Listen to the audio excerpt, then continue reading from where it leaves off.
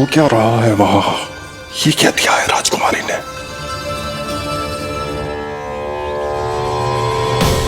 गुरुदेव, शीघ्र ही कोई मुहूर्त बता दे तो बड़ी कृपा होगी। नंद महाराज, अब क्या नामकरण का मुहूर्त भी मुहूर्त निकाल के बताओगे आप? हैं? क्रोधित क्यों हो रही हो यशोदा? बता तो हूँ, धैर्य धरो। हाथ मुंह धो लिया, जल पी लिया, विश्राम कर लिया, अब कितनी प्रतीक्षा करवाओगे? हैं? मैं सब समझ रही हूँ, आप जानबूझ के मुझे सताने के लिए ना बता रहे।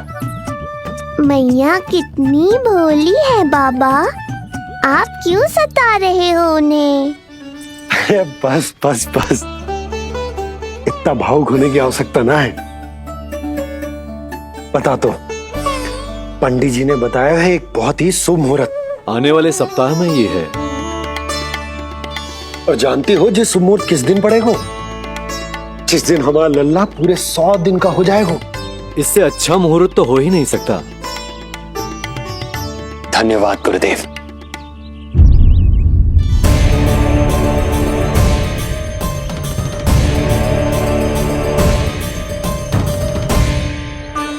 क्या हुआ गुरुदेव? कुछ समस्या है क्या? जो सत्य सारे संसार को पता है और जो संकेत ये कुंडली दे रही है, दोनों में विरोधाभास है राजन।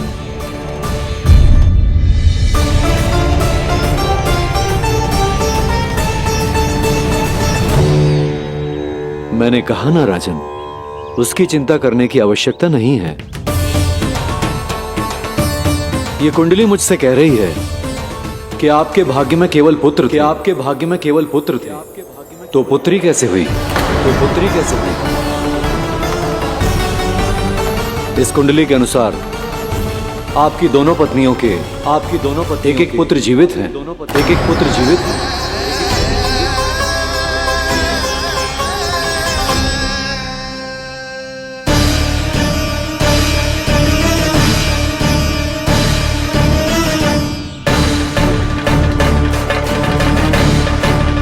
देवकी,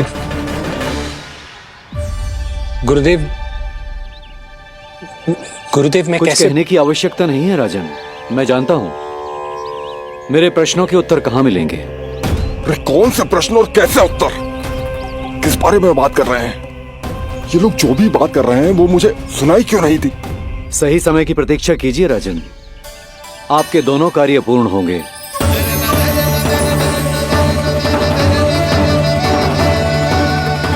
अब आप निश्चिंत होकर जाइए और प्रसन्नता मनाने की तैयारी कीजिए। आपका बहुत बहुत धन्यवाद गुरुदेव। प्रणाम।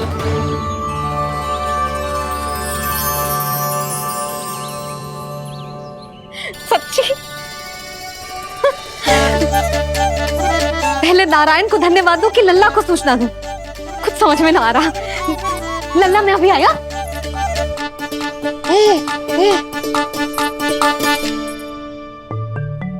आपका बहुत बहुत धन्यवाद नारायण। अब शीघ्र ही मेरे लल्ला और उसके दाऊ को उनके नाम मिल जाएंगे, वो नाम जिससे वे पूरे संसार में पहचाने जाएंगे। अब लल्ला को बताती हूँ। लल्ला, तू जैसे ही 100 दिवस का हो जाएगा, तेरा और तेरे दाऊ का नामकरण हो जाएगा। हाँ हाँ, किंतु आपने तो बताओगी ना, हम इन दोनों को मिलवा कब सकते हैं? क्या देख रहे हो, बताओ तो। यशोदा, पंडित जी ने कही कि दोनों भाइयों को मिलवाने के लिए कोई मुहूर्त की आवश्यकता ना है, तो हम चाहे तो इन्हें आज भी मिलवा सकते हैं। लल्ला सुनो तूने, तू आज ही अपने दाऊ से मिल सकता है। मैं अभी सारी तैयारियां करती हूँ। भव्य मिलन होगा गोकुल में, भव्य मिलन। कुंडली के अनुसार इन दोनों के 8 पुत्रों में से 2 जीवित बचे हैं। पहला तो रोहिणी पुत्र है, और दूसरा कौन है? और वो कन्या कौन थी जिसे कंस ने मारा था? वासुदेव की कुंडली में अभी तक पुत्री योग बना ही नहीं है।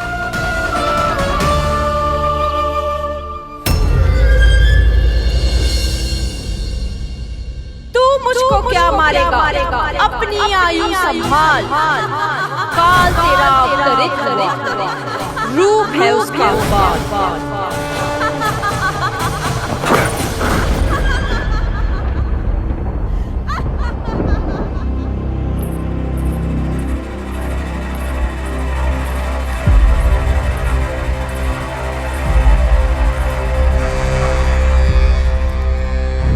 आधी रात को इस तरह से उठकर बैठे हुए हैं आप स्वामी।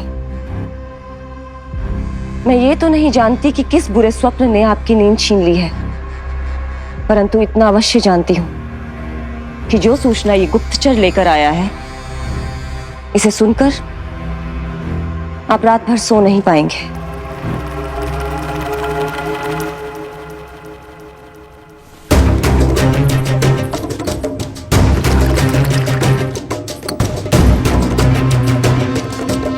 क्या सूचना है? महाराज, उत्कच मारा गया, उत्कच मारा गया, उत्कच मारा गया।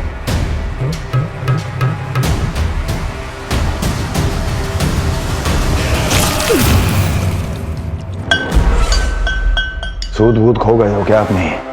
जो दिखता ही नहीं उसे मारा कैसे जा सकता है? इसने स्वयं देखा था महाराज। जिस शकट में समाकर शक्तासुर उस बालक को कुचलने वाला था, आपके शत्रु ने उसी शकट को चकनाचूर कर दिया।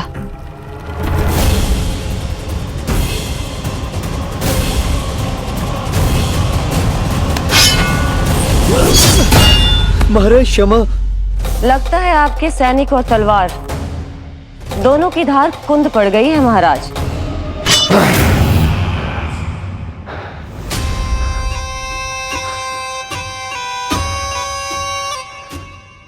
इस तलवार की धार पर अब तभी विश्वास दृढ़ होगा जब ये उस बालक के रक्त से स्नान कर लेगी।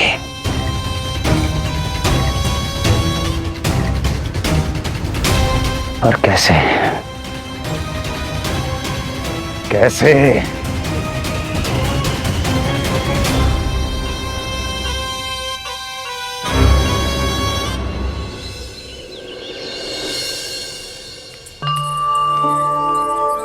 कैसी लगी तुझे दाऊ से मिलने की तैयारी?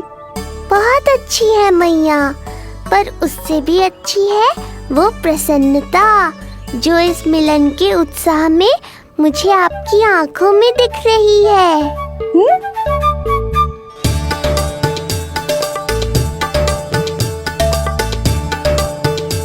यशोदा, तुमने तो दो भाइयों के मिलन को भी त्योहार बना दिया। हाँ तो ये किसी त्योहार से कम थोड़ी ना है। ये शुभ दिन दोनों भाई के मिलन को पूरा गांव देखेगो। तो फिर अब बड़ी मैया को बुलाओ ना मैया। यशोदा जी, रोहिणी जीजी इतनी प्रतीक्षा क्यों करवा रही है? इतने दिवस से छुपा के रखे लल्ला को, अब तो शीघ्रता करनी चाहिए ना, है ना भाभी? प्रतीक्षा अवश्य की है, किंतु फल भी तो मीठा मिलेगा। आती होंगी रोहिणी जीजी।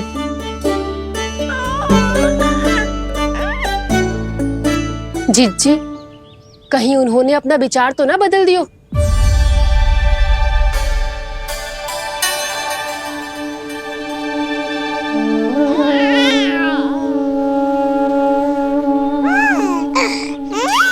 कितनी शीघ्र चिंतित हो जाते हो आप सब। देखो आ रहे हैं वो।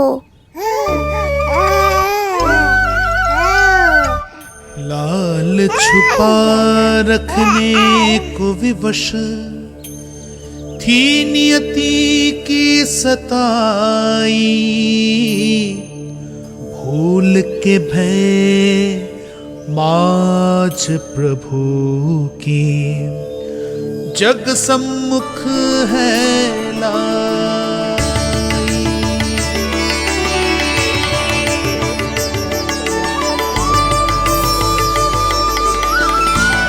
देखो तो कितनी मधुर मुस्कान है। और आंखें कैसी गंभीर और गहरी है। अरे अरे, ये तो हमारी नीलमणि की तरह सुंदर भी है। सही कह रही है तू, और कितना प्यारा भी है। और कितना पलसानी भी लग रहा है ये। तो देखो इसके हाँ बिल्कुल लाल लाल टमाटर की तरह। देखो तो दाऊ आए नहीं कि ये सब की सब मुझे भूल ही गई। अरे हटो सामने से, मुझे भी तो देखने दो।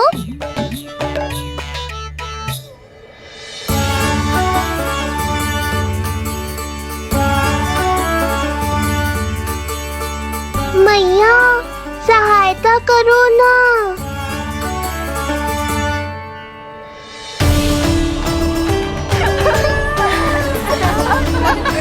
चलो हटो सब, हटो हटो हटो, हटो सामने से। चलो दोनों भाइयों को एक दूसरे से मिलने तो दो।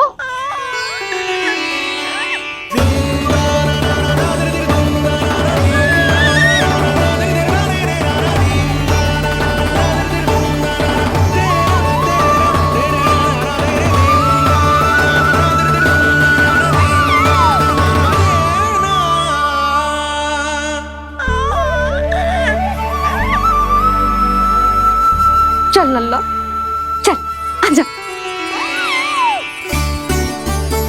देख लल्ला, आ गए जे तेरे भैया, तेरा दाऊ। जी भर के बातें करो और निहारो एक दूसरे को। लाओ जिज्जी, आजा। ये रहे तेरे दाऊ। आओ जिज्जी।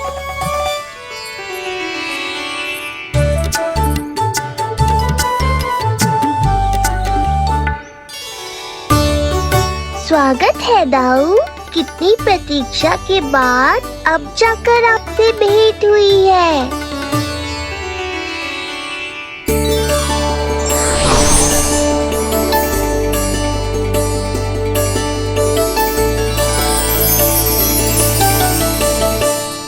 क्या हुआ दाऊ, मुझे पहचान नहीं पा रहे?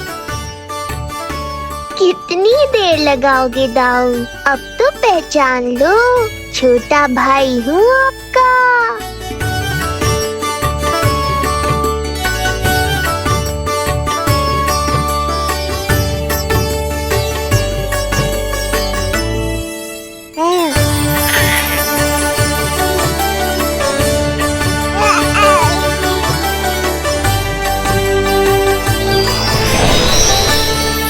देख प्रभु को भक्त शेष की आंखें है भर आई,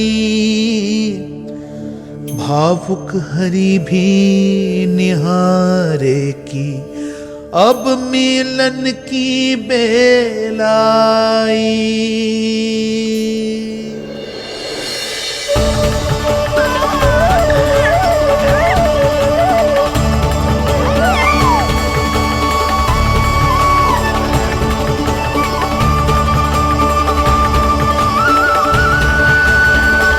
प्रभु, आपके दर्शन पाकर मैं धन्य हो गया।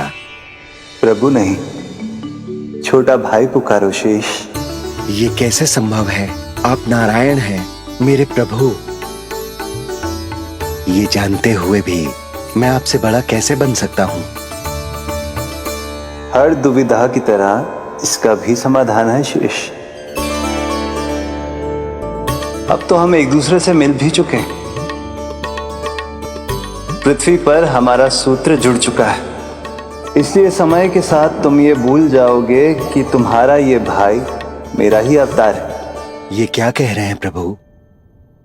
वही जो आवश्यक है, नहीं तो तुम नीलमणि के बड़े भाई होने का कर्तव्य कैसे निभाओगे? कैसे डांटोगे मुझे?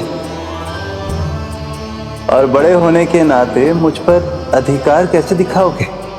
पर प्रभु, पर किंतु परंतु ये सब भूल जाओ शेष। आज से इसी क्षण से मैं हूं तुम्हारा छोटा भाई और तुम मेरे ताऊ। मैं हूं तुम्हारा छोटा भाई और तुम मेरे ताऊ। नारायण नारायण दाऊ। दोनों इतने सुंदर लग रहे हैं, मेरी तो दृष्टि भी ना हट रही इससे। कहीं मेरी ही दृष्टि ना लग जाएगी।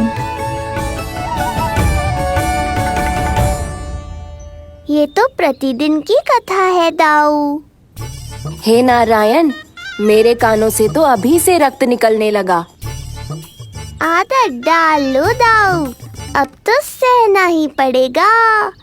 वो देख रहे हो, सुलक्षणा चाची सबसे अधिक चतुर यही है। केवल अधिक चतुर ही नहीं नीलमणि, बहुत अधिक सयानी भी है ये। बिल्कुल सही पहचाना दाऊ, पर आप चिंता मत करो, मैं हूँ ना, मैं संभाल लूंगा इन सबको।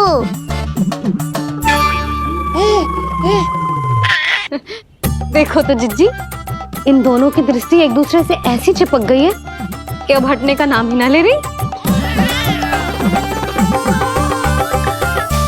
ये सूचक है उस प्रेम के बंधन का जिसमें ये दोनों भाई आज के बाद सदा के लिए बंध जाएंगे।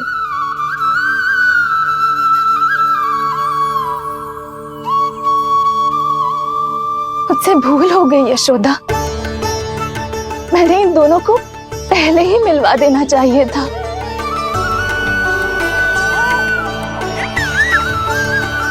मैं कहती थी ना आपसे।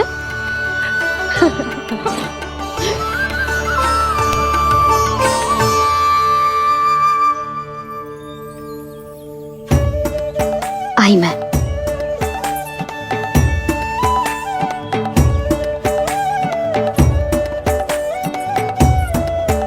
क्या सोच रहे हो ऐसे खड़े खड़े? देख रहा हूं दोनों भाइयों का ये मिलन किसी त्योहार से कम थोड़ी ना। सही कहा था तुमने।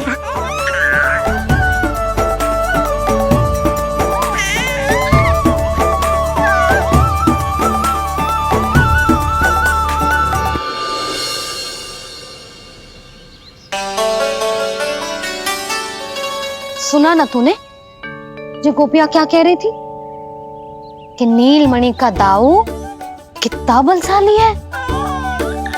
इसका तो यही अर्थ हुआ ना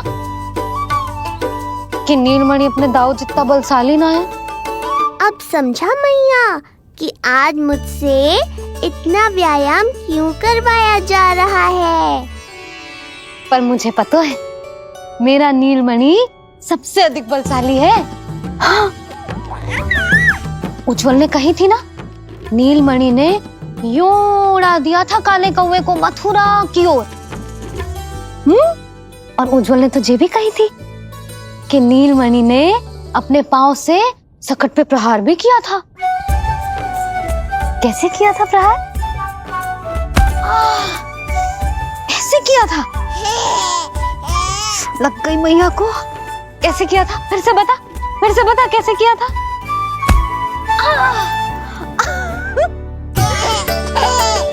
मेरे लल्ला में कितना बल है, मैया को ही धकेल दियो पीछे। अच्छा ही है कि आप उज्जवल के कहे को गंभीरता से नहीं ले रही, नहीं तो आपका ये रूप मैं कैसे देख पाता मैया। फिर से बता कैसे मारा था? कैसे मारा था?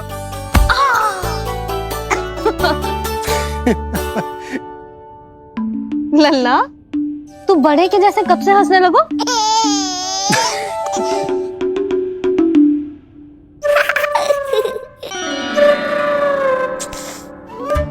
आप यहाँ क्या कर रहे हो? छुप छुप के मैया और लल्ला को खेलते हुए देखने के अतिरिक्त और कोई कार्य ना है आपके पास? कार्य तो है,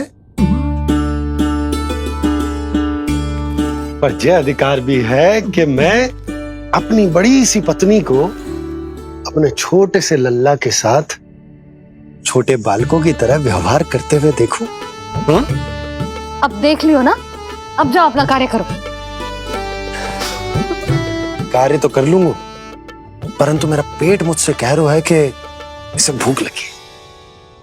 भूख लग गई? भोजन का समय होगा। अभी लगाती हूँ भोजन।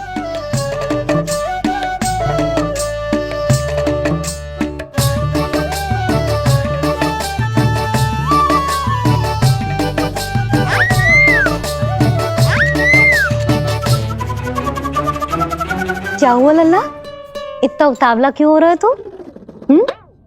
तुझे भी भूख लगी आई है क्या? सच्ची में भूख लगी आई है कि मंद मंद मुस्कुरा के मैया को बांधना चाहता है? तनिक रुक जा, तेरे बाबा को भोजन परोस के यूं गई और यूं आई। मेरा अच्छा लल्ला। आई।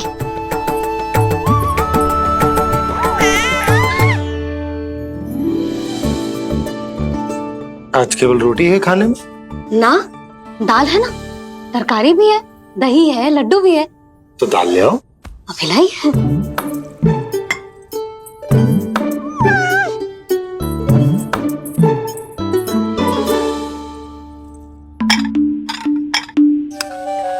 अवश्य भूख ही लगी होगी उसे। यशोदा,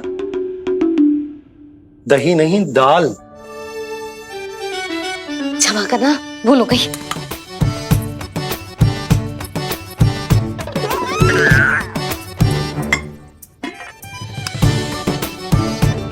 यशोदा, दाल दाल।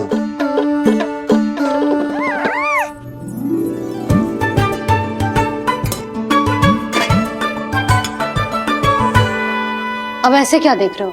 बोला ना भूल हो गई। सब मिला के खा लो, पेट में तो मिलना ही है। थोड़े चावल मिलेंगे? हाँ मिलेंगे, अवश्य मिलेंगे।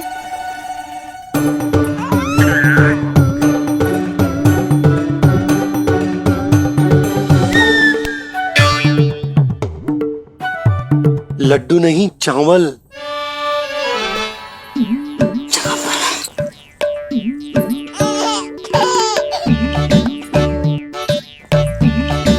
हंस क्या रहे हो जी?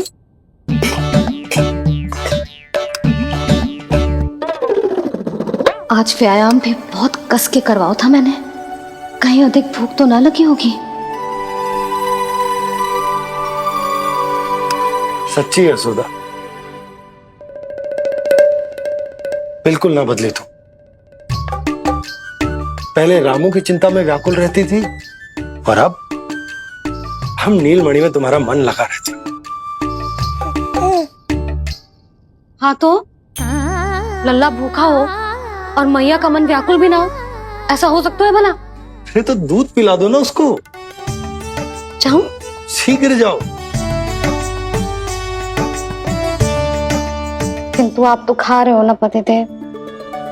वही तो यशोदा, मैं खा रहा हूं, किंतु वो भूखो है। जाओ।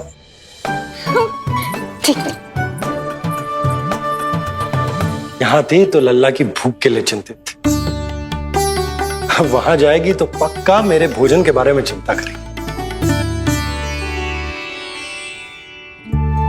कहीं आधे ही भूख में ना उठ जाए तेरे बाबा, उन्हें कुछ और चाहिए होगा तो? सही कहा था बाबा ने, वहाँ मेरी चिंता थी, यहाँ बाबा की चिंता है। सच्ची मैया, अनोखी हो आप। अरे इतने से पेट भर गया तेरा? ना, ये वाली मुस्कुराहट तो मत ही दिखा मुझे। इतनी शीघ्र तेरा पेट भर ही ना सकता। मैया जानती है अपने लल्ला की भूख।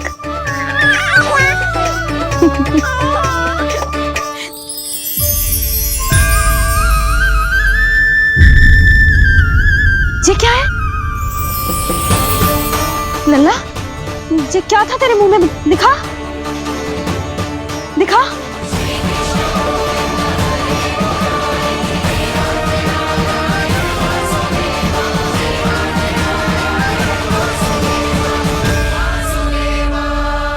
मैया को सब पता है, इतनी जल्दी तेरा पेट भर ही ना सकता।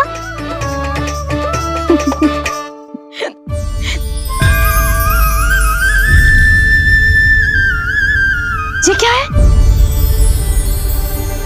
लल्ला? ये क्या था तेरे मुंह में? दिखा। ओहो, मैं तो भूल ही गया था। कि मेरे भीतर ही तो सारी सृष्टि समाई हुई है। मैया ने उसकी झलक देख ली, अब क्या होगा? क्या हुआ यशोदा?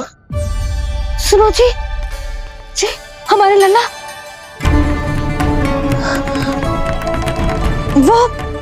वो इसके मुंह में। क्या? भूल जाओ ना मैया, कुछ नहीं था मेरे मुंह में। लल्ला मुंह खोल के बाबा को दिखा। अरे क्या देख रही है उसके मुंह में? अवश्य ही मेरा दृष्टि भ्रम होगा, किंतु ऐसा भ्रम। अरे बताओ ना यशोदा, या फिर मुहूर्त शीघ्र ना बताने की बात का प्रतिशोध ले रही हो तुम? ना ऐसी बात ना है। तो फिर बताओ ना क्या बात है? हा? मैंने लल्ला के मुंह में कुछ देखो। क्या देखो? अब फंस गया मैं। मैया बाबा को सब कुछ बता देंगी और राय का पहाड़ बन जाएगा। फिर कैसे संभालूंगा इन दोनों को? ऐसे लगो जैसे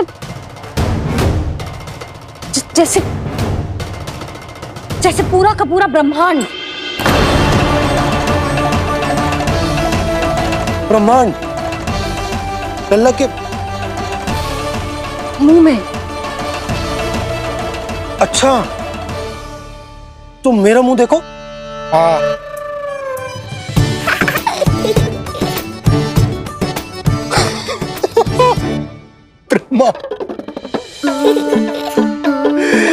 यशोदा, मुझे पता था आप मेरा उपहास उड़ाओगे। अरे नहीं, तुम देखो तो सही।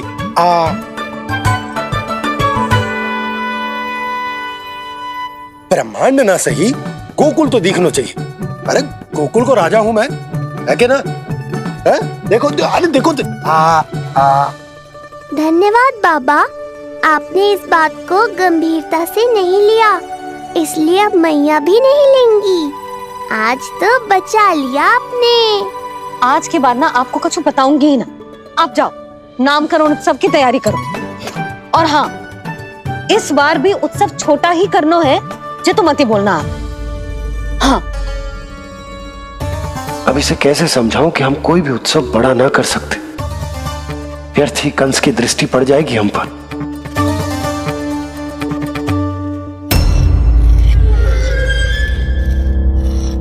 लगता है आपके सैनिक और तलवार दोनों की धार कुंद पड़ गई है महाराज।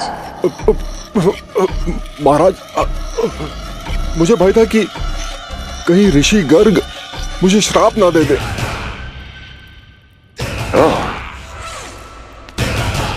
तो श्राप से भयभीत हो गए दुर्जन, किंतु कंस तो कोई श्राप नहीं देता, सीधा मृत्यु देता है। ऐसा न करे महाराज, दया करे, दया निदान। यदि मैं उनकी इच्छा के विरुद्ध भीतर जाने की कोशिश करता तो जितनी सूचना मुझे मिली है उतनी भी नहीं ला पाता। तब आपको कैसे पता चलता महाराज कि आपकी बहन और बहनोई मात्र अपनी मृत संतानों के श्राद्ध के लिए वहां नहीं गए थे?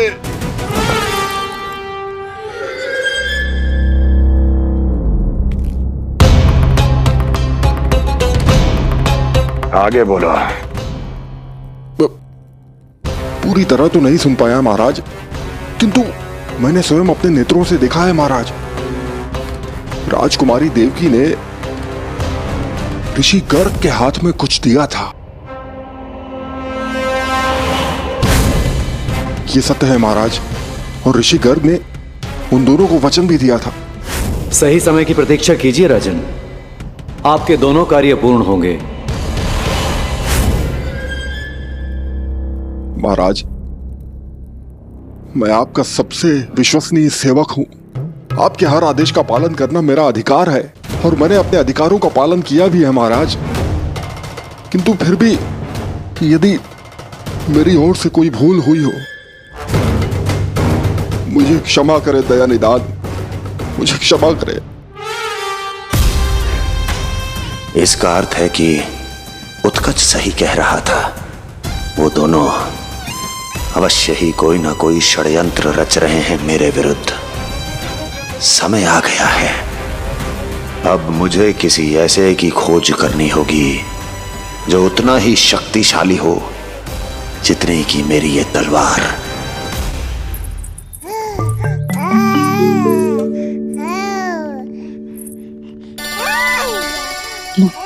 अभी से पुकारने लगो जी, अभी तो आई हूँ रसोई में।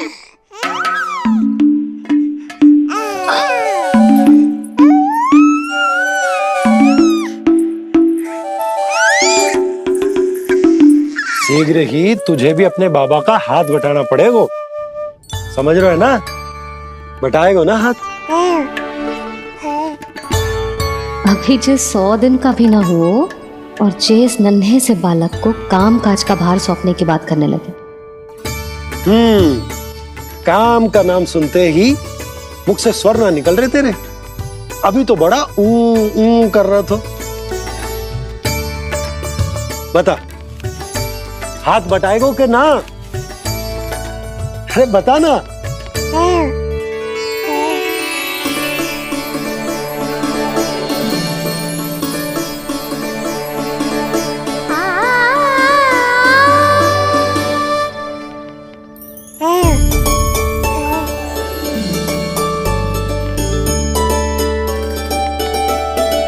कल तू पूरा 100 दिन को हो जाएगा लल्ला।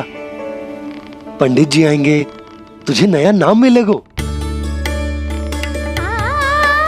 देखो तो मन में तो इनके भी कितना उत्साह भरो है, बस दृष्टि में मैं ही आती हूँ। और कल तुझे वो नाम मिलेगा लल्ला जिससे पूरा संसार तुझे पहचानेगा।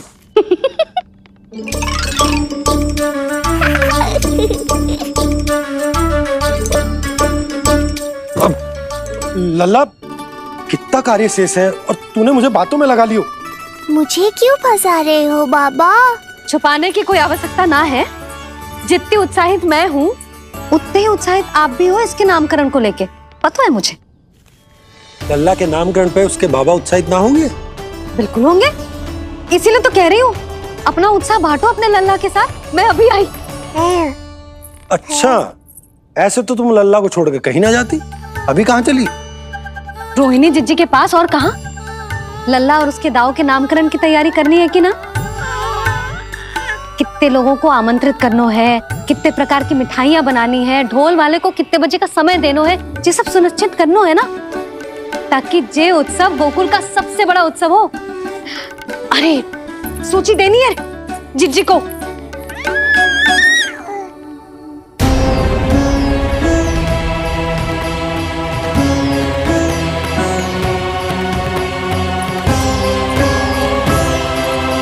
सबकी कोई आवश्यकता ना है। आवश्यकता ना है मतलब? कहना क्या चाहते हो आप? मैं ये कहना चाहता हूं कि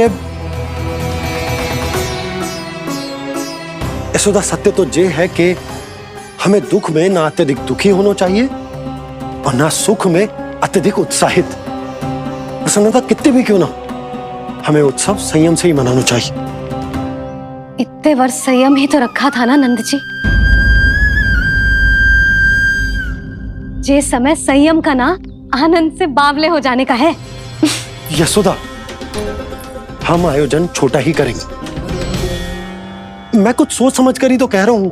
पर क्यों? मुझे भी तो समझाओ। हर बात समझाने की ना होती यशोदा। अच्छा, पति पत्नी में भेद हो तो है? ठीक, मैं कोई भेद ना रखूं। जो भी अब तक मैंने तुम्हें ना बताया है वो सब बताऊं।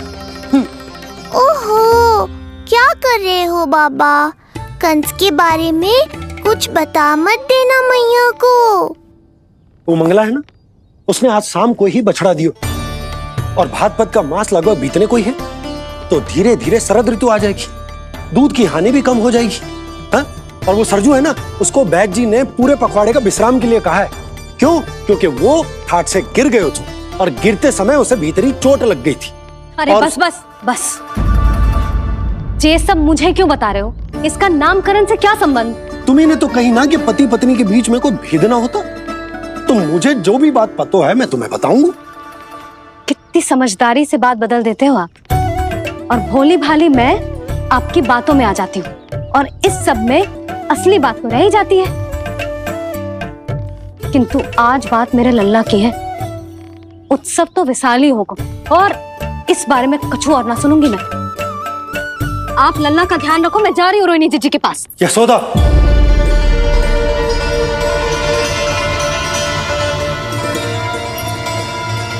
बात केवल सुनने की ना होती, उसे समझना भी पड़ता है।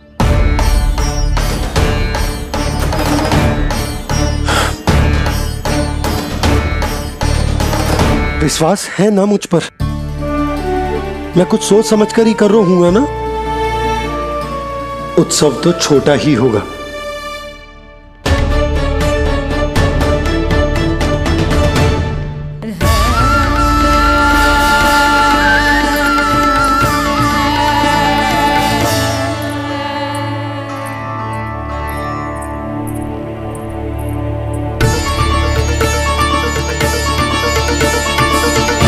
क्षमा करना लल्ला, तेरी मैया को डांटना पड़ गया। आपको मेरी सुरक्षा की चिंता है बाबा, समझता हूँ मैं, इसलिए आपने ये निर्णय लिया है।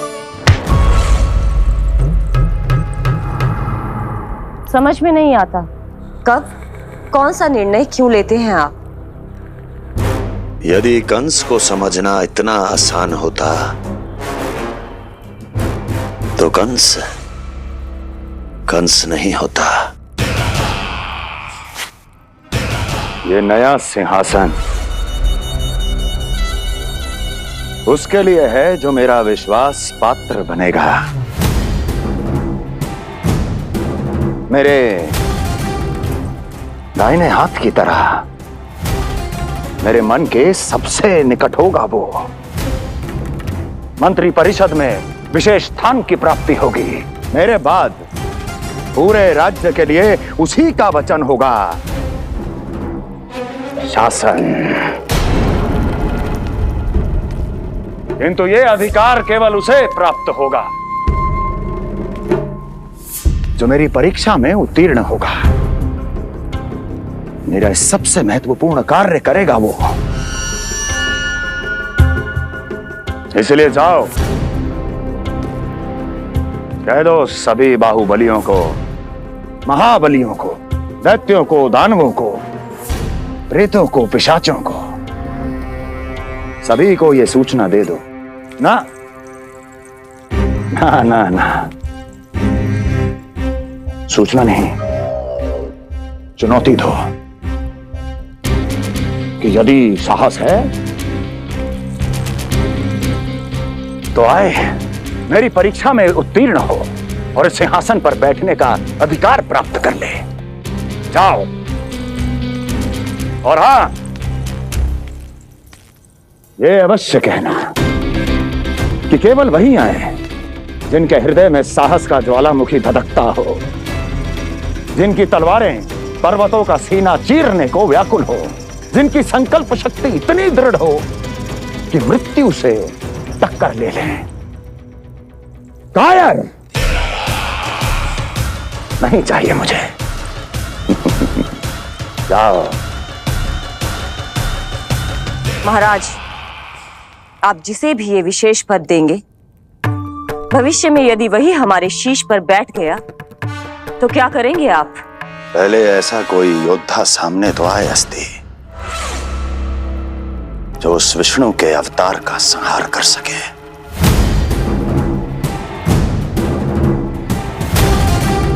और जहां तक प्रश्न है हमारे शीश पर बैठने का, तो स्मरण रखो अस्ति, कंस को अच्छी तरह आता है ऐसे दुस्साहसियों को बीच दरबार में खड़ा करके अपनी उंगलियों के संकेत पर नृत्य करवाना। दीर्घ। आप हमारे भी लल्ला का नामकरण कर दो ना। पुत्री, ये क्या कह रही हो तुम? विनती कर रही हूँ, और मेरी जे आग्रह अस्वीकार मत ही करो आप, दोनों भाइयों का नामकरण एक साथ हो जाएगा।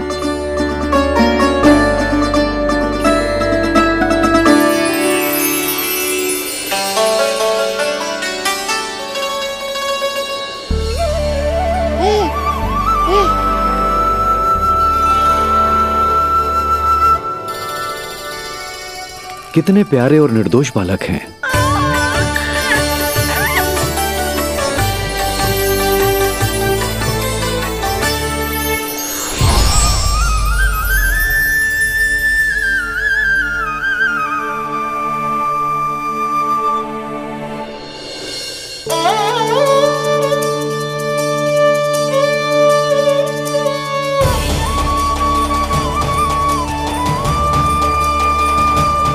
इन दोनों को देखकर गुरुदेव की आंखों में आंसू क्यों आ गए?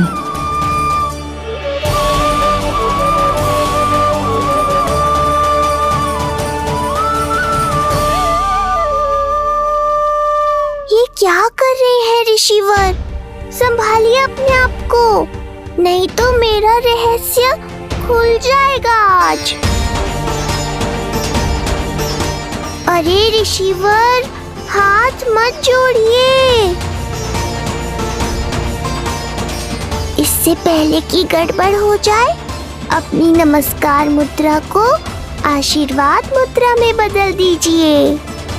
बात को समझिए, मैंने ये अवतार मैया और लल्ला के अद्भुत संबंध का अनुभव करने के लिए लिया है, पर आपकी भावुकता के कारण यदि मैया को मेरा सत्य पता चल गया तो ये संबंध ही बदल जाएगा।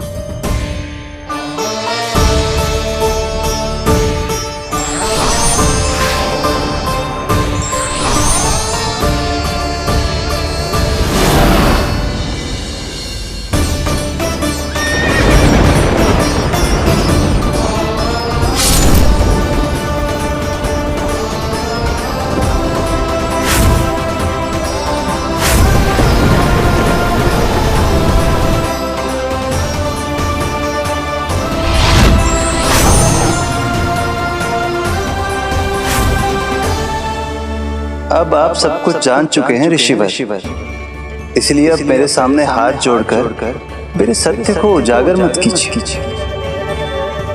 अपने शिष्य वसुदेव के पुत्र के रूप में मुझे आशीर्वाद दीजिए।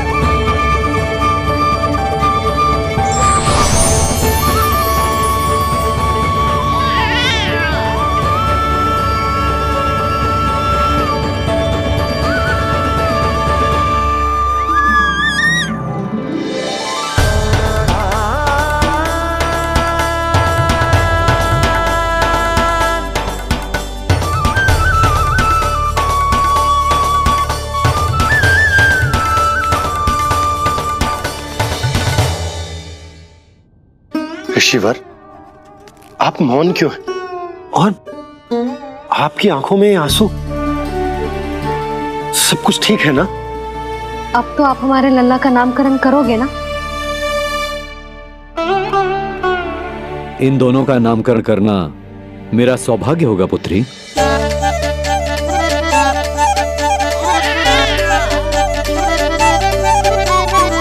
परंतु ये गोपनीय रूप से करना होगा।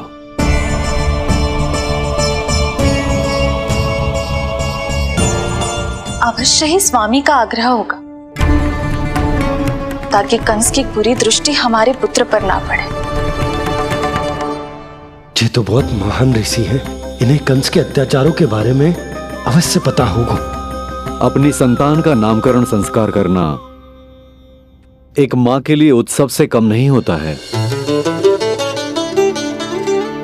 पर यह छुपकर करना होगा।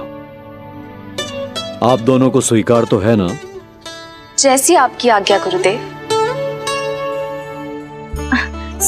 स्वीकार है गुरुदेव। तो फिर कहाँ करना है हमें नामकरण का प्रबंध? गुरुदेव, मंदिर सही रहेगा? उससे पवित्र स्थान तो हो ही नहीं सकता है। ऋषिवर, आप तनिक विश्राम कीजिए, हम लोग प्रबंध करते हैं। मैं कुछ समय इन बालकों के साथ व्यतीत करना चाहूंगा। ये तो इनका सौभाग्य होगा। हमें आज्ञा दीजिए।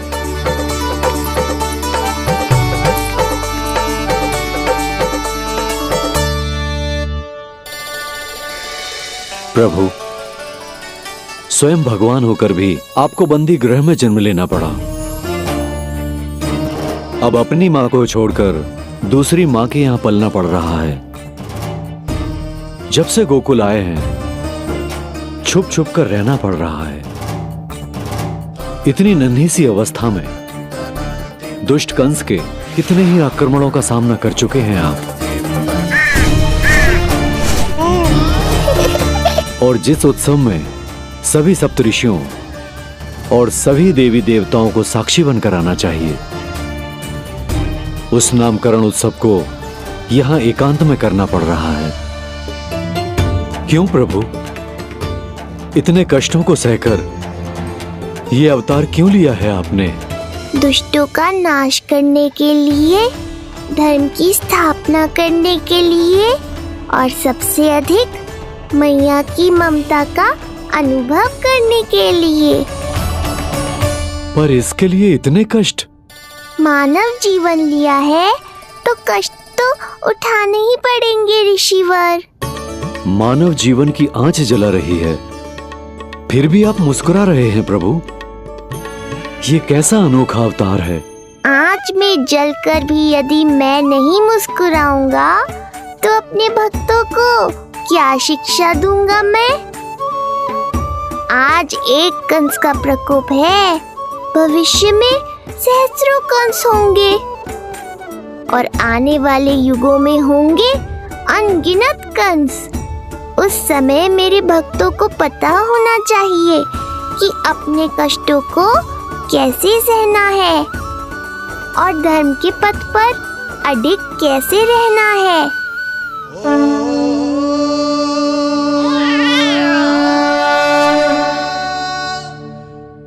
आप धन्य हैं प्रभु। देखा अस्ति, जब सिंह दहाड़ता है तो वन के सभी जीव जंतु इकट्ठे हो ही जाते हैं। वो सब जो मेरा विश्वास पात्र होने का अधिकार और ये सिंहासन पाना चाहते हैं, सामने आए। बुद्धि के बिना बल अपंग होता है महाराज, और मेरे पास बुद्धि और बल दोनों हैं। आप केवल आदेश दीजिए किसका संहार करना है।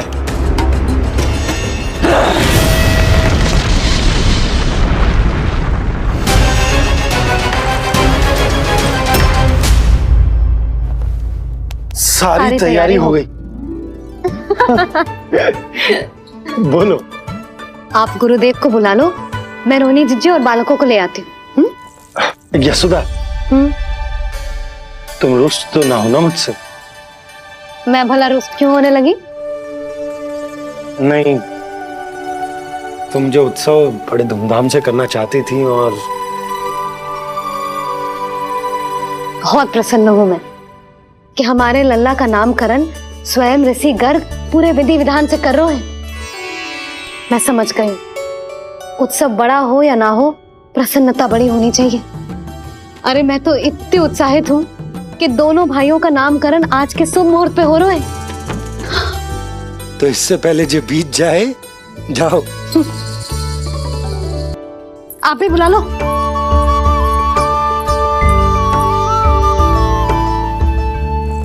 यहाँ सब के सब एक से बढ़कर एक है, तो फिर अपने कार्य के लिए किसका चुनाव सबसे पहले करूं?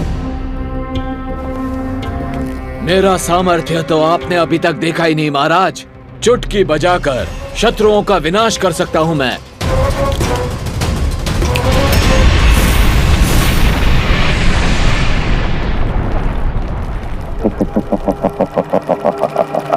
वाह! किंतु आपने तो बताया ही नहीं कि करना क्या है। वध करना है, एक नवजात बालक का वध। उसे साधारण बालक मत समझना। गोकुल में नंद के घर पल रहा वो बालक विष्णु का अवतार है।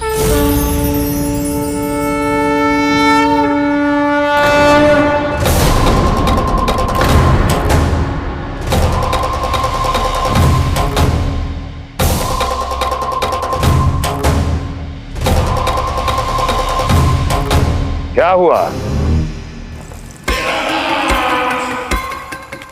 इतना सन्नाटा क्यों छा गया? क्षमा कीजिए महाराज, पर मैं नन्हे बालकों के साथ हिंसा नहीं करता। विष्णु अवतार बड़ा छलिया है महाराज, मैं उसका मुख भी नहीं देखना चाहता।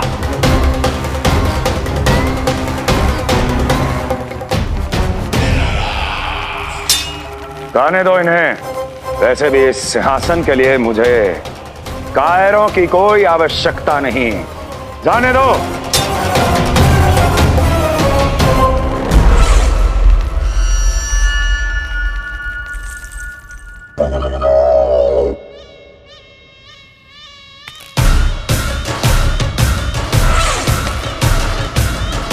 दुर्जय, क्या कहा था मैंने कहा था केवल वही आए जिनके हृदय में साहस का ज्वालामुखी धधकता हो, जिनकी तलवारें पर्वतों का सीना चीरने के लिए व्याकुल हो, जिनकी संकल्प शक्ति इतनी दृढ़ हो कि वो मृत्यु से टक्कर ले जाएं। वही होगा इस सिंहासन का असली अधिकारी। महाराज,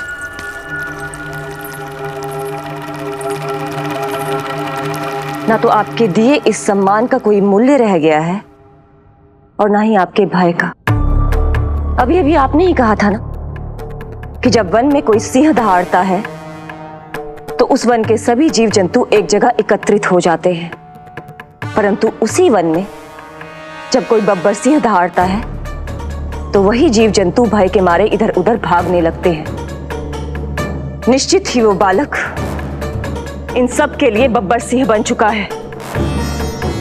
उसका भय हमारे साम्राज्य की नींव हिला रहा है महाराज।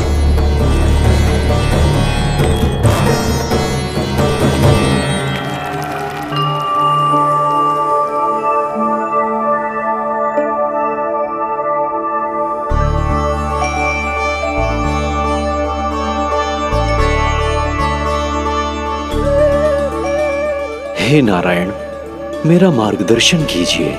हे मां सरस्वती, मुझे आशीर्वाद दीजिए ताकि मैं दोनों बालकों के लिए सर्वोत्तम नामों का चुनाव कर पाऊं।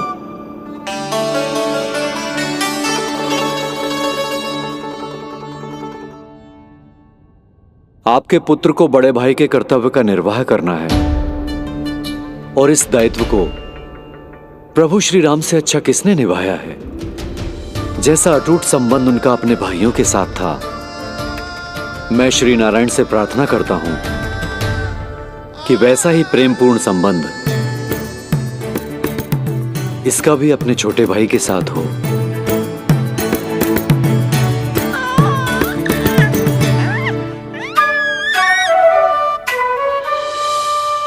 इसीलिए इसका नाम राम हो, इसीलिए इसका नाम राम, इसीलिए इसका नाम राम।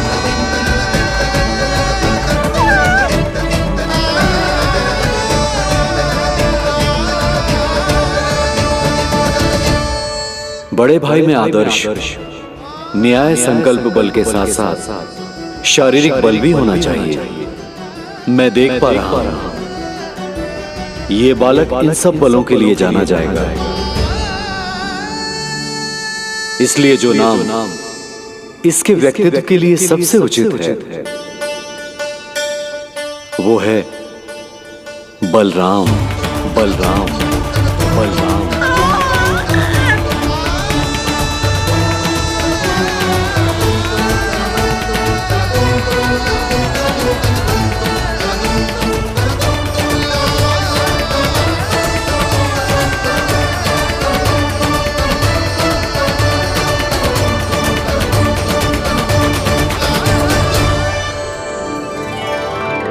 बलराम।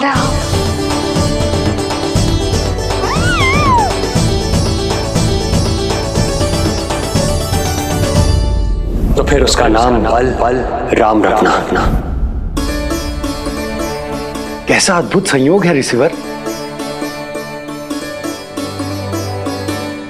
जब इसके जन्म की सूचना देने मैं वसुदेव भैया के पास मथुरा गया था, तब उन्होंने भी यही नाम रखा था, बलराम।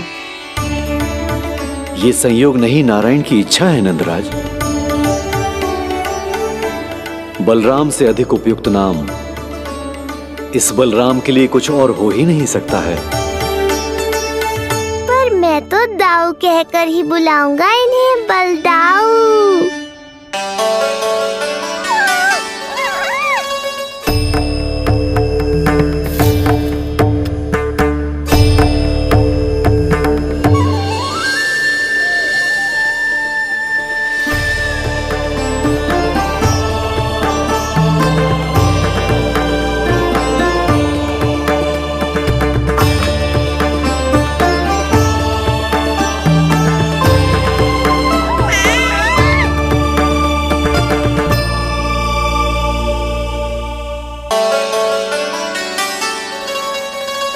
सुना पुत्र, आज से तुम्हारा नाम होगा बलराम। बलराम बलराम।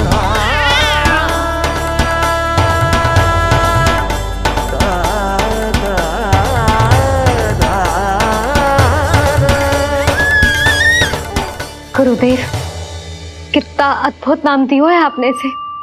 अब मेरे लल्ला को भी ऐसा ही कोई उत्तम सा नाम दे दो।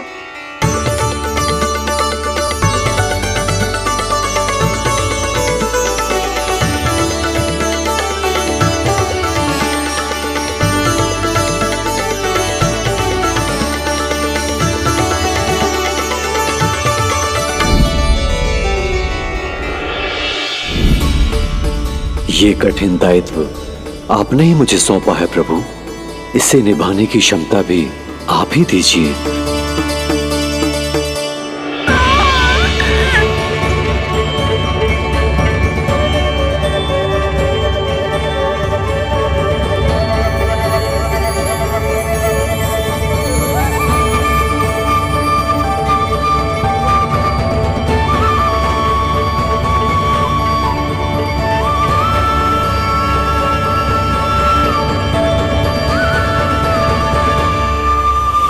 कृष्ण कृष्ण कृष्ण कृष्ण कृष्ण कृष्ण कृष्ण कृष्ण।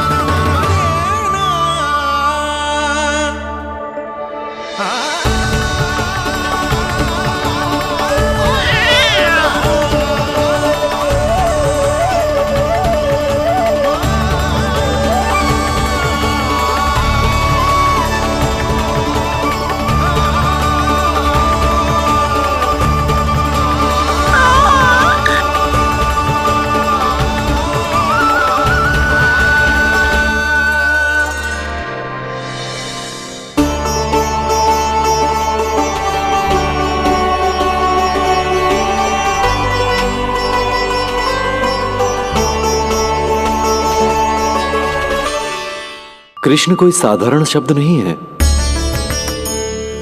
ये अनेक विशेषताओं से भरा हुआ है। क बना है कमलकांत से, अर्थात वो जो श्रीपति विष्णु जैसा हो।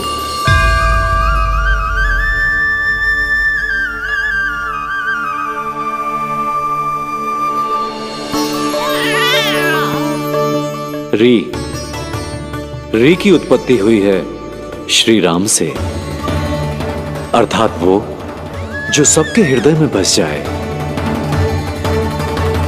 श ऐश्वर्य के स्वामी विष्णु के लिए, अर्थात वो जो समृद्धि लेकर आए।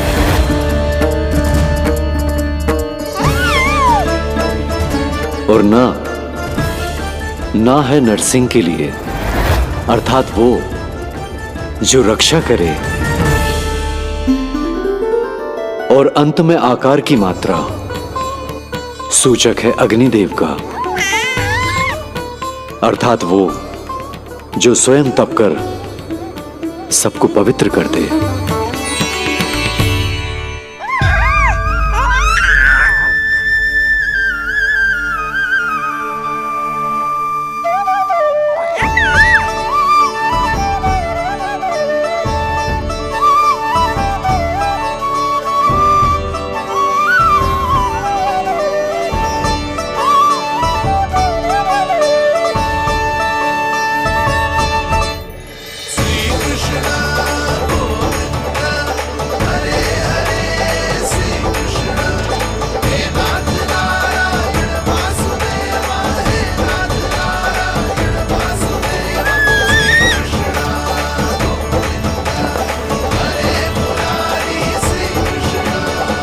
आज से तुम्हें सारा संसार जिस नाम से पहचानेगा वो नाम है कृष्ण। वो नाम है कृष्ण। वो नाम है कृष्ण। वो नाम है कृष्ण। कृष्ण कृष्ण कृष्ण कृष्ण कृष्ण कृष्ण कृष्ण कृष्ण कृष्ण कृष्ण कृष्ण कृष्ण कृष्ण।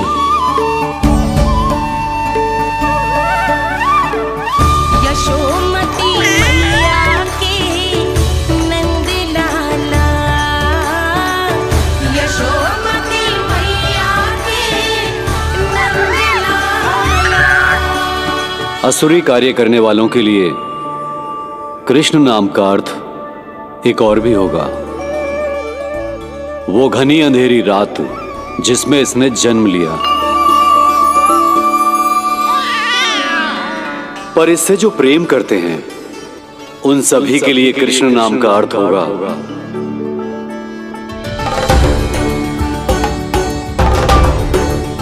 अतुलनीय सुंदरता और अथाह प्रेम।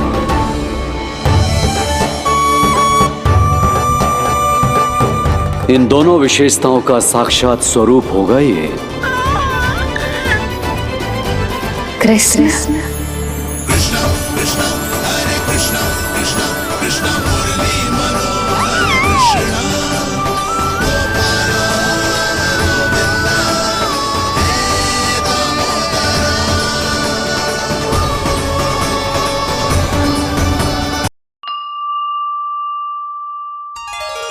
कृष्ण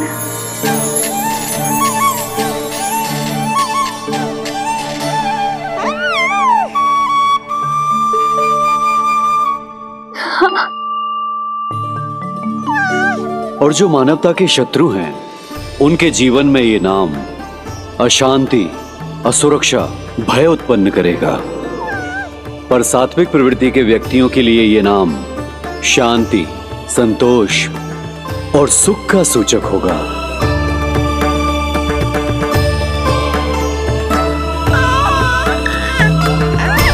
कृष्ण कृष्ण कृष्ण। कहां से आ रही है ये ध्वनियां? कृष्ण कहां से आ रही है ये ध्वनियां? कृष्ण कृष्ण स्वामी महाराज, कृष्ण कृष्ण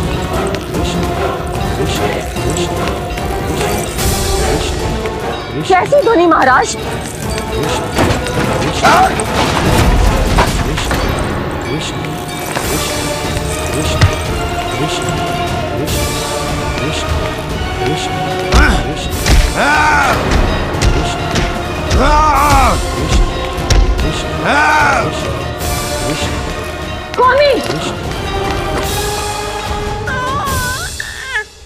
कृष्ण।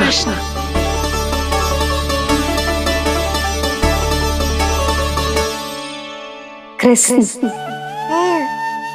जे नाम अनंत काल तक स्मरण किया जाता रहेगा, जय तेरी मैया का आशीर्वाद। संसार मुझे कृष्ण बुलाए या नीलमणि कहकर पुकारे, मैं रहूंगा तो बस यशोमती मैया का नंद लाला।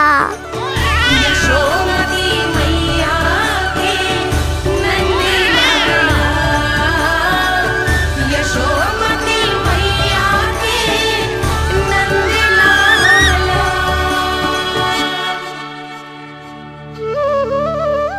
गुरुदेव, आपने मेरे लल्ला को इतना प्यारा नाम दिया है, उसके लिए आपका बहुत बहुत धन्यवाद। एक बार गोपियों को पता चलेगा तो देखना कैसे रटने लगेंगी मेरे लल्ला का नाम। इससे पहले कि आप सब बाहर जाकर किसी और को बताएं, एक कर्मकांड शेष है।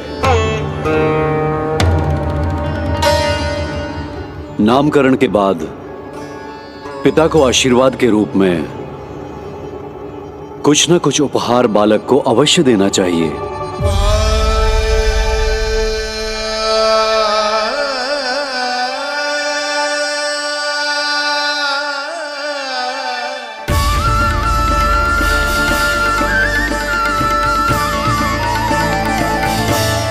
मैं क्या दूं?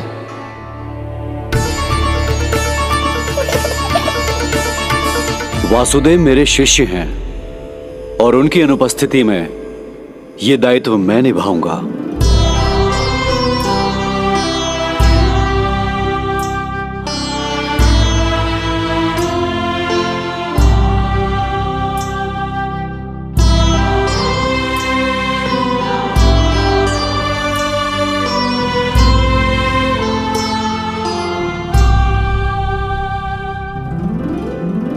इसे अपने पिता की ओर से स्वीकार करो पुत्र।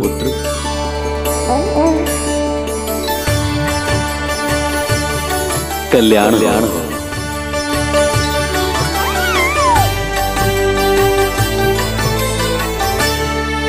क्या दूं मैं इसे?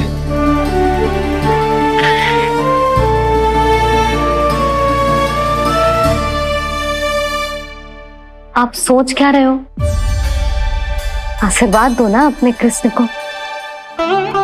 अच्छा, सोच रहा हूं कि लल्ला को क्या दूं।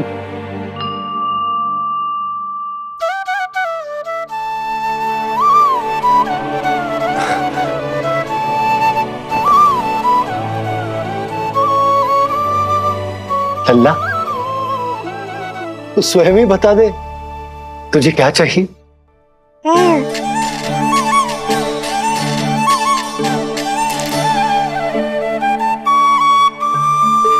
देखो जी, लल्ला ने ही आपकी उलझन समाप्त कर दी।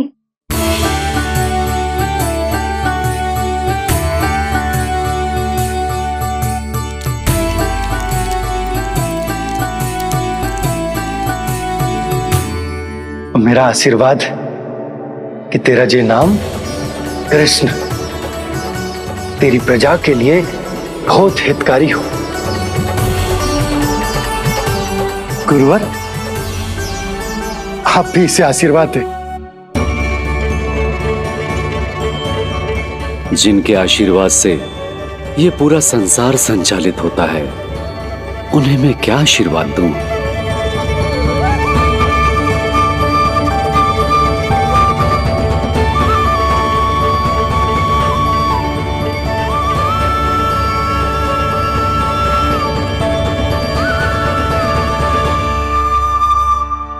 आपने तो मुझे मेरा नाम दिया है ऋषिवर। ये तो मेरा सौभाग्य था प्रभु कि आपने इस कार्य के लिए मुझे चुना। पर आपका कार्य अभी समाप्त नहीं हुआ ऋषिवर। एक विनती और है मेरी। आज्ञा दीजिए प्रभु, क्या करना होगा मुझे? बाबा को मेरी वास्तविक पहचान बतानी होगी आपको। और इन्हें इस बात के लिए मनाना होगा कि ये मैया को कभी भी मेरा सत्य पता ना चलने दे। पर प्रभु, मैं ये कैसे कर पाऊंगा? आप ही कर पाएंगे ऋषिवर, क्योंकि अब आप इस कृष्ण अवतार के मुख्य उद्देश्य को जानते हैं।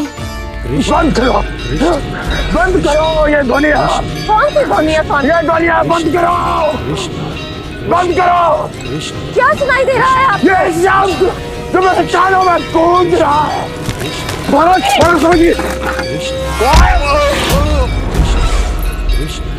रुक जाइए।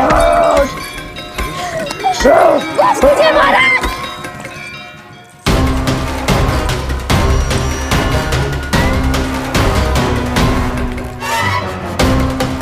आप भूल रहे हैं कि आप मथुरा नरेश है, कंस है आप। और किसी भी व्यक्ति, वस्तु या घटना से महाराज कंस इतने व्यथित नहीं हो सकते कि वो सुदबुद्ध खो बैठे। स्वयं को संभालिए महाराज। बंद हो गई, बंद हो गई, बंद हो गया वो स्वर, बंद हो गई वो ध्वनिया। राफी, यूं मत सोचना कि मैं तुम्हें सुन नहीं रहा था। तुम सत्य कह रही हो। मैं कंस हूं। किसी भी व्यक्ति, वस्तु या घटना से व्यथित नहीं हो सकता। दुर्जन! जी महाराज। इस सिंहासन को पुनः स्थापित करो। यदि कोई भी योग्य इसे स्वयं सिद्ध करने नहीं आता तो मुझे पता है मुझे क्या करना है, कैसे उस दुष्ट बालक का संहार करना है। मैं भली भांति जानता हूं। ये दायित्व आपको ही निभाना होगा ऋषिवर। इससे 2 लाभ होंगे। एक तो मेरे बाबा कंस के कारण होने वाली चिंता से मुक्त हो जाएंगे और आवश्यकता पड़ने पर मेरी पहचान को मैया से सुरक्षित रखने में सहायता भी करेंगे।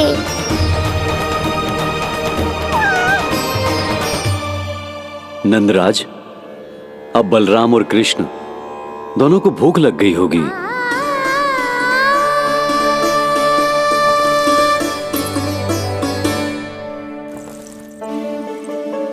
प्रणाम गुरुदेव। प्रणाम गुरुदेव।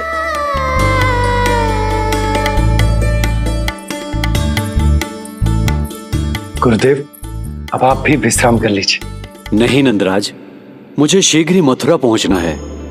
राजा वासुदेव और रानी देवकी मेरी प्रतीक्षा कर रहे होंगे। पर इससे पहले कि मैं जाऊं, मुझे आपको कुछ बताना है।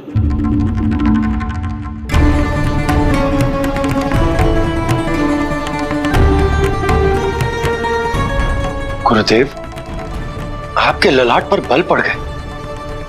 सब कुछ ठीक तो है ना? कहीं आप मुझे कंस के बारे में तो ना बताना चाहते? गुरुदेव, मैं जानता हूं कि कंस नवजात शिशुओं की हत्या करवा रहा है।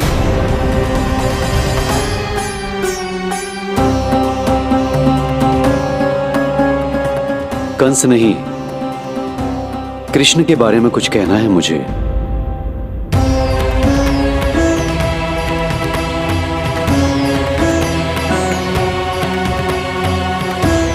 बताइए गुरुवर।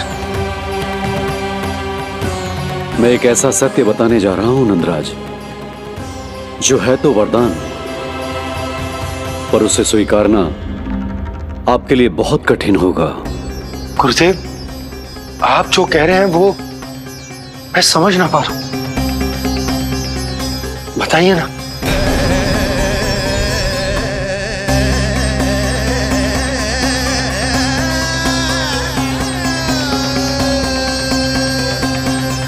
बताइए ना गुरुवर।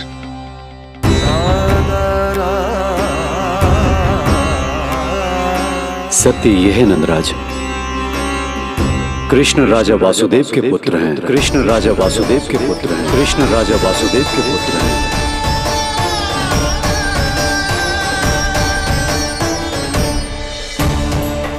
और वो कोई साधारण बालक नहीं है, स्वयं श्री हरि विष्णु के अवतार हैं। और वो कोई साधारण बालक नहीं है, स्वयं श्री हरि विष्णु के अवतार हैं।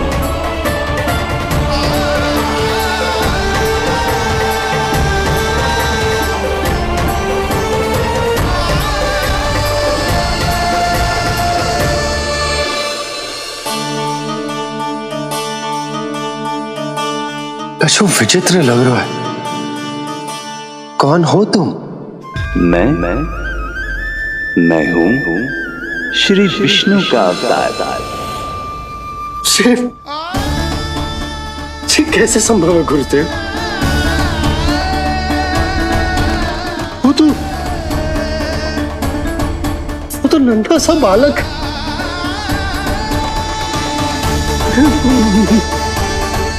वो श्री नारायण का अवतार कैसे हो सकता है? और गुरुदेव आप ये सोच भी कैसे सकते हैं कि वो मेरा लल्ला वसुदेव भैया का पुत्र है? यही सत्य है नंदराज।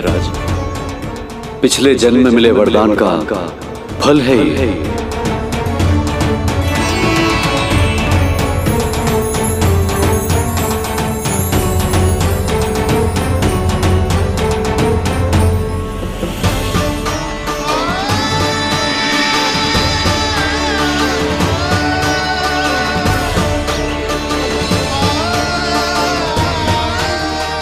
मैं आपकी संतान के रूप में अवश्य आऊंगा, किंतु उसके लिए आपको मेरे अगले अवतार के बाद एक और अवतार की प्रतीक्षा करनी होगी, क्योंकि अगले जन्म के लिए मैं पहले ही ये वरदान माता देवकी को दे चुका हूं। इस समय मैं विवश हूं, किंतु मैं आपको वचन देता आपकी संतान बनकर अवश्य आऊंगा। प्रभु, श्री हरि को अपने सामने देखकर मेरी व्याकुलता का बांध टूट गया है। 2 जन्म बहुत बड़ा समय होता है स्वामी। अपने पुत्र के रूप में हरि को गोद में खिलाने के लिए अब मैं और 2 जन्मों तक प्रतीक्षा नहीं कर सकती। धरा!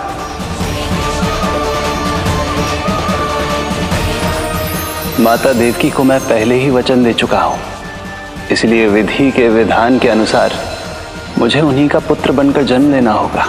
किंतु आपकी आतुरता का अनुभव करने के बाद अब मैं भी आपका स्नेह पाने से स्वयं को और वंचित नहीं रख सकता। ये जो भी हो रहा है प्रभु की ही लीला है। कृष्ण के जन्म के तुरंत बाद भगवान विष्णु के आदेश पर वासुदेव जी के यहां आना पड़ा और आपकी और रानी यशोदा की पुत्री को अपने पुत्र के साथ बदलना पड़ा और इस तरह कृष्ण आपके और रानी यशोदा के पुत्र बन गए।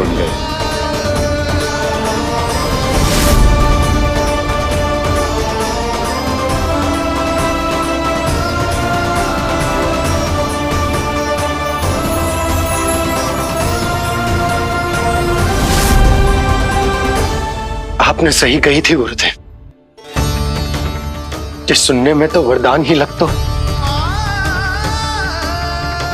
पर इसे स्वीकार करना होता ही कठिन। जब यशोदा को इस बात का पता चलेगा तो उसे कैसा लगेगा? अपने नाम का अर्थ अच्छे से सुनो है ना तूने? उसका हर एक अक्षर भगवान श्री नारायण से संबंधित है, जैसे उन्हीं का स्वरूप है तू। बस मैया, ये सत्य आपसे छुपा रहे, इसी कारण बाबा के लिए ये जानना आवश्यक है। फिर चाहे इसे स्वीकार करना उनके लिए कितना भी कष्टदायक क्यों ना हो। नहीं नंद, ये सत्य उन्हें आप नहीं बताएंगे। स्वयं प्रभु ने मुझसे कहा है किसी और प्राणी को इसके बारे में भनक तक नहीं लगनी चाहिए, और रानी यशोदा को तो बिल्कुल नहीं। गुरुवर, कंस के आक्रमणों की जानकारी यशोदा से पहले ही छुपा कर रखना कठिन था। अब इतना बड़ा सत्य मैं यशोदा से कैसे छुपाऊंगा? आपको छुपाना ही होगा नंदराज, यही प्रभु की इच्छा है।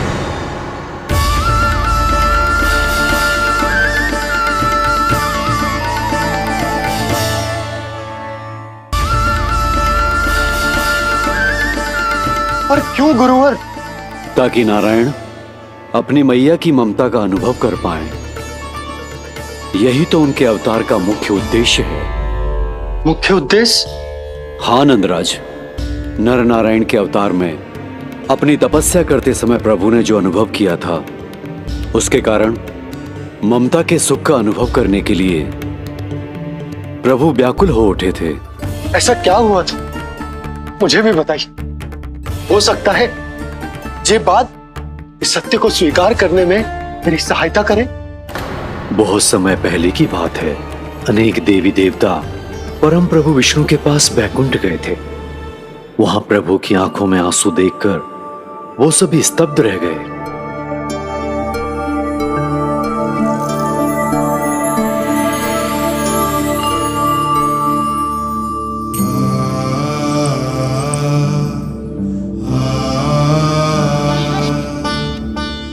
प्रभु, आपकी आंखों में आंसू?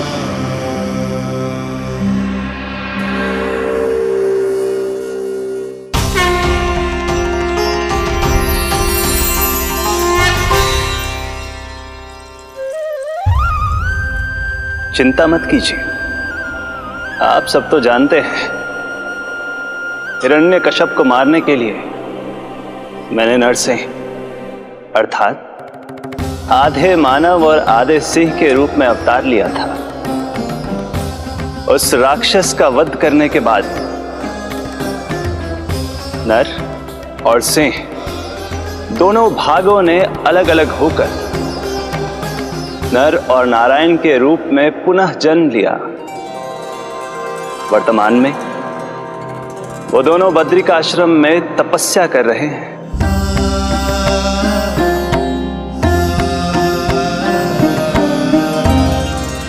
आज उन दोनों ने कुछ ऐसा देखा जिसने मुझे भी भावुक कर दिया।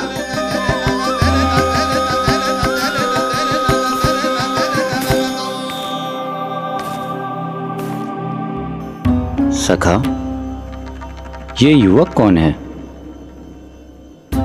निकट के एक गांव के धनी व्यापारी का पुत्र है ये। प्रत्येक संध्या वन के उस पार ये अपनी प्रेयसी से मिलने जाता है और फिर रात्रि भर उस नर्तकी के साथ सहवास करने के बाद सुबह अपने निवास को लौट आता है।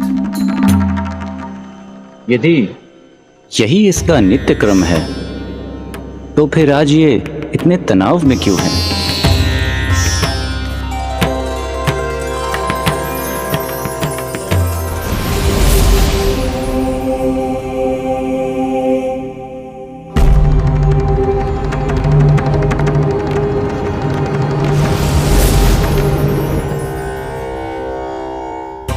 कल रात्रि प्रेम क्रिया के मध्य उस नर्तकी ने इससे पूछा, ये सबसे अधिक प्रेम किससे करता है? जब इसने कहा तुमसे, तो वो बोली, तुम्हें अपने प्रेम को सिद्ध करना होगा।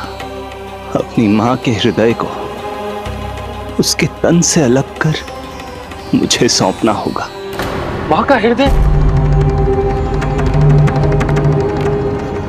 क्या हुआ प्रभु?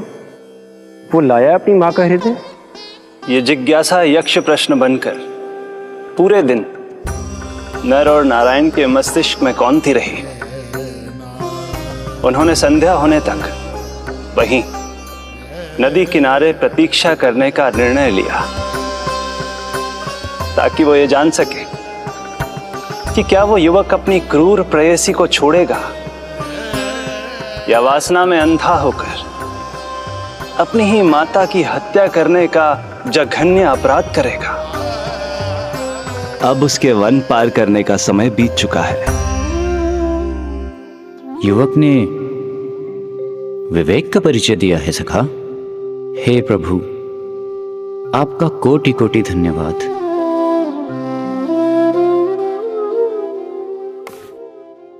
सखा,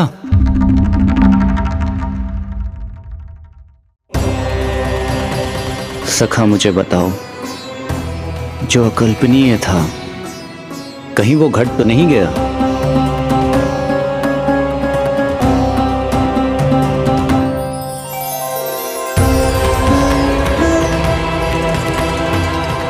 जब इस युवक की मां को इसकी प्रेयसी की क्रूर मांग के बारे में पता चला तो जो उसने किया वो इस समस्त संसार में केवल एक मां ही कर सकती है। बस इतनी सी बात?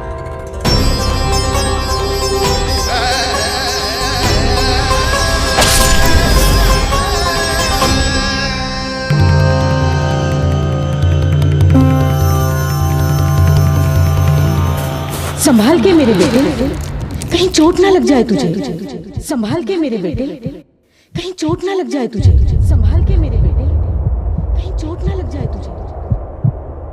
ये तो उसकी मां की पुकार है। मां, मैंने क्या कर दिया मां? मां!